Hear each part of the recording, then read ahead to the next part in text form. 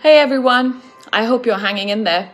I have now been sheltering in place for an entire month. 30 days of being home and spending a little too much time online. Did you know internet usage is already up by 50% in large parts of the world? At UNICEF, we've been looking at how this affects children as they take to their phones and laptops to stay connected, learn, and entertain themselves.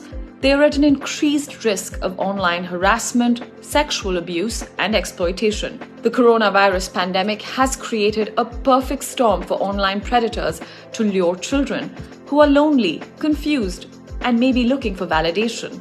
So how can we keep them safe as their lives shrink to their screens? It's not easy to navigate the dangers the internet can pose on a normal day, let alone when facing a health crisis of this scale.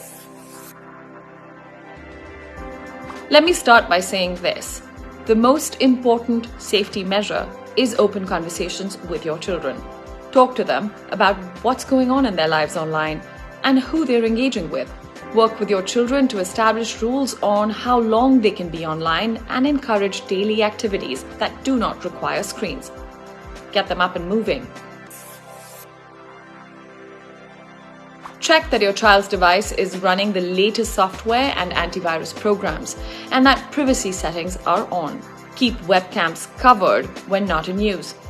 If you have younger children, set up parental controls and use tools like Safe Search on Google. Help your child learn to keep personal information private, especially from strangers. Your child should never have to provide a photo or their full name to use learning resources online. Watch out for signs of distress in your children, such as becoming withdrawn, upset, secretive, or depressed. It might be connected with their increased online activity. Be familiar with their school's safeguarding and bullying policies and have the phone numbers of support helplines and hotlines handy to report cyberbullying or inappropriate content. So remain alert, keep the open conversations going, and let me know if you found these tips helpful in the comment section below. Stay safe.